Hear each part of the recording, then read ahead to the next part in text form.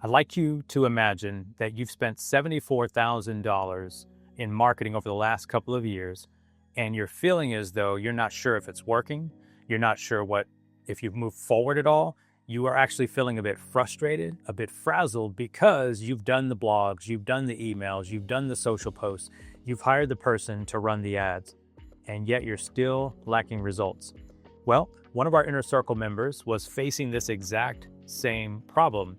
And in this particular episode, I'm going to share with you the coaching that I gave her that would help her simplify her marketing, get clarity on exactly what to do and what not to do so that she could close the gap from going from this sort of I'm investing, but I'm not seeing a return to having incredible results.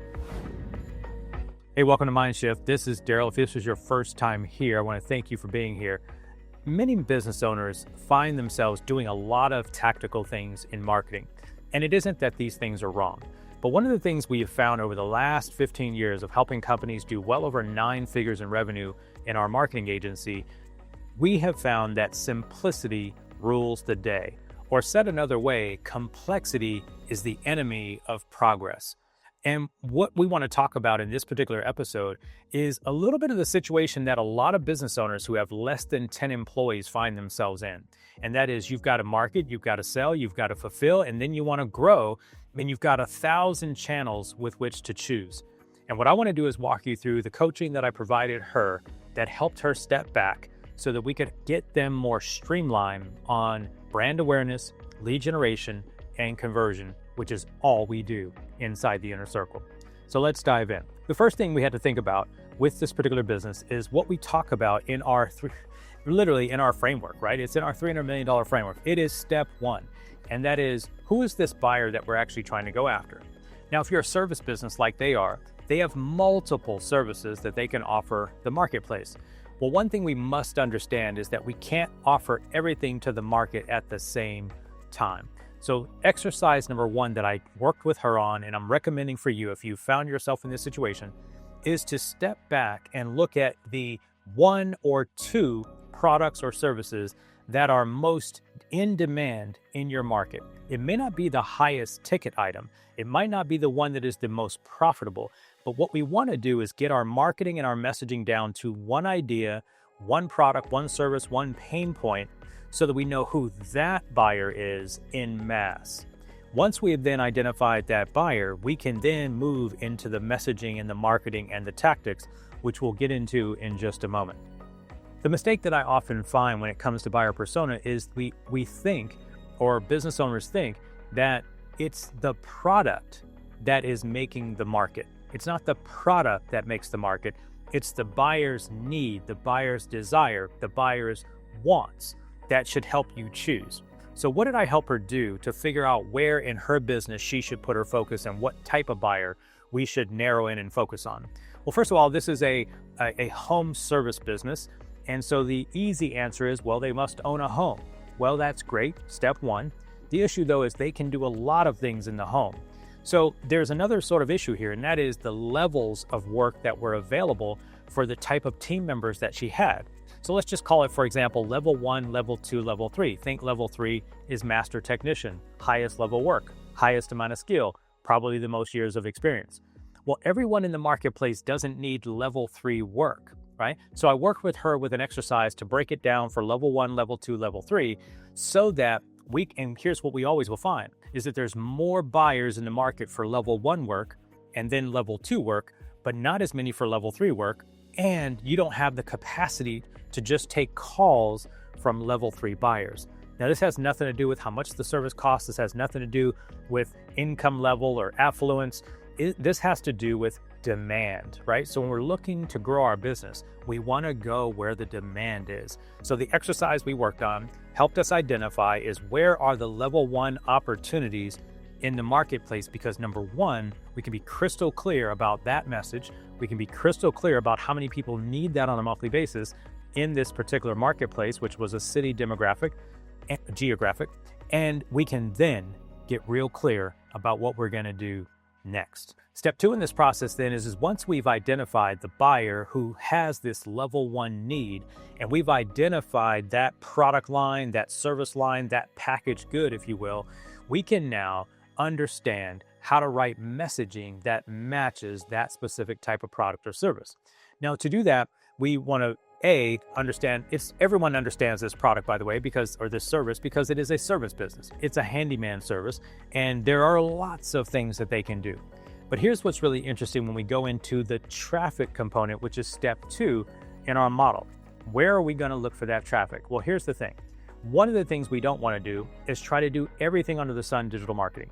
What we know is that there are 2 primary places to find these types of level 1 buyers who have these level 1 needs, which are in large demand. Number 1 is Google, and number 2 is in social media. Now, there's 2 different ways to think about that. Some people say, well, Daryl, why would you choose social media for a home service business?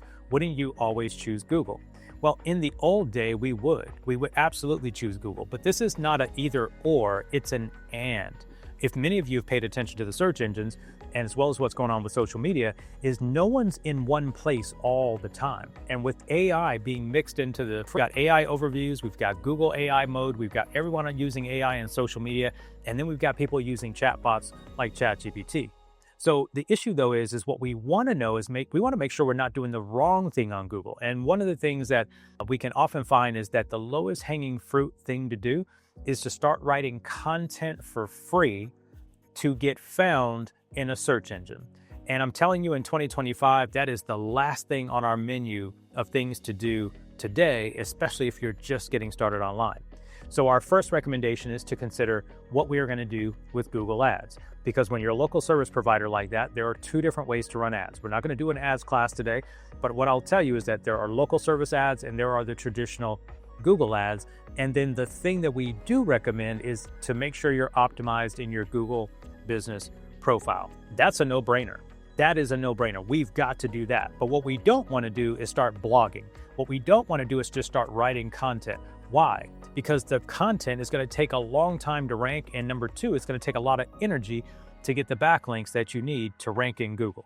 We're not going to do an SEO class today, but just know that that's one of the first opportunities to find people that are in market. But here's the second idea, and this is probably as powerful for anyone that's listening to this right now, and that is whether you're a home service business or not. We're not going to dispute that Google is still the king of finding people that are in market demand. But I will tell you right now, when you run a home service business or you run a business in a local marketplace and you have a geography with which you are targeting, nothing works better than Facebook and Instagram ads in 2025 when you do it right, okay? So traffic is number 2. We got to get the messaging right. We got to get the buyer right. Then we've got to move into our traffic source. So traffic source number 1 was Google. Not all of this extra stuff. We're not blogging. We're not working on the website. We're not doing any of that. We're doing the thing that matters most, which is putting ads in front of buyers who meet this level 1 criteria, and we're saying words to them that will get that perfect stranger, that perfect prospect, that potential customer to raise their hand and say, yeah, that's me.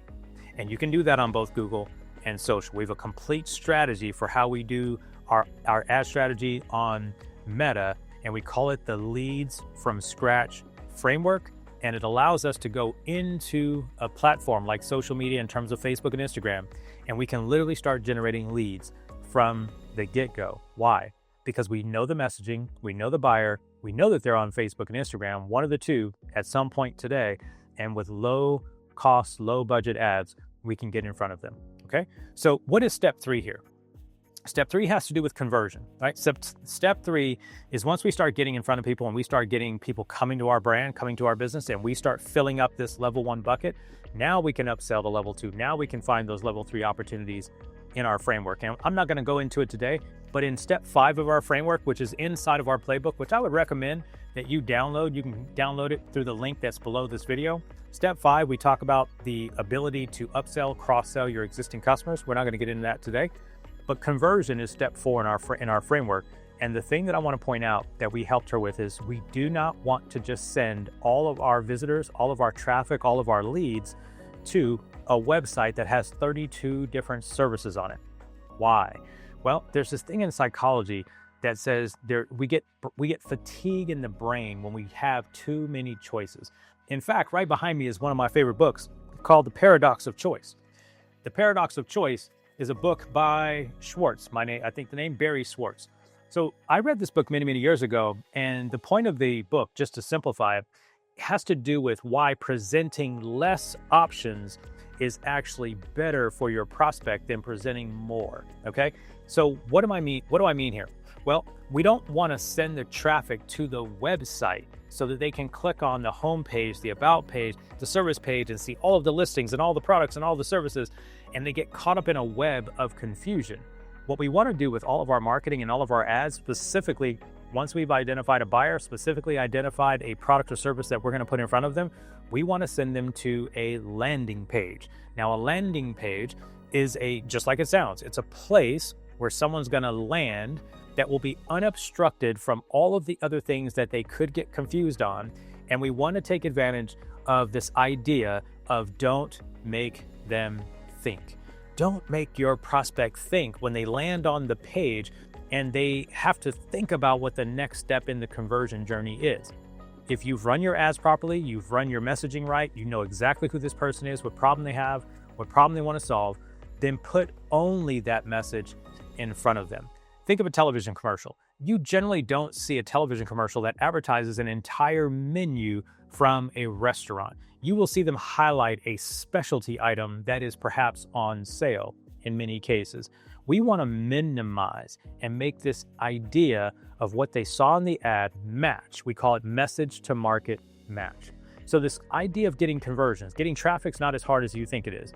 Getting the conversion is harder. And most of the time, businesses are stepping in their own way in the conversion journey because they're making their prospects think. And it may sound silly or simple, but the reality is, Barry said, and it's been working for 20 plus years in my marketing experience, that less is actually more. You don't want to have that many things in front of those prospects, or else you're going to see lower and lower conversion rates. So if we just wrap this up, what we did was we talked to her about simplifying her product offering to fit this bucket of prospects that were in abundance, that were in demand. We asked her to no longer blog, no longer worry about social media, organic post content. We have an ad structure that works on Google and on Meta so that we can find buyers in that market, as well as sitting on social media where we could bring brand awareness to those particular prospects. And then we just tightened up the conversion process ever so slightly. So for those of you who might be feeling the way that this member of our inner circle was, if you're feeling like I'm doing the work, I'm over-investing, I don't know where the results are, I just am frustrated, I would really encourage you to think about simplifying your approach. And if you are interested in how we think about it, we really think about it through our $300 million framework, which you can again download down below this video. But inside of it and inside of our inner circle, we even go deeper and we teach this framework called the lean growth method as it relates to leads from scratch. So those of you that are out there marketing, listen, it's challenging today. There's no sense in sugarcoating that, right? Everything's changing on Google. Everything's changing on social media. Every time you turn around, you got 1,000 people saying do X, Y, and Z. And I get it. You know, we're in business. We have to market for clients every day at our agency, and we have our own challenges trying to keep up with what's working. But what we will do, and we will keep coming back to, is this six-step framework, which has been in our playbook, in our recipe, in our library for our team since we started our agency in 2011. So I hope you enjoyed today's episode. If you did, feel free to grab the framework down below if you'd like to. And if that's not your jam today, hope you enjoyed this video. Hit the like, hit the follow button, and I'll see you again on another video.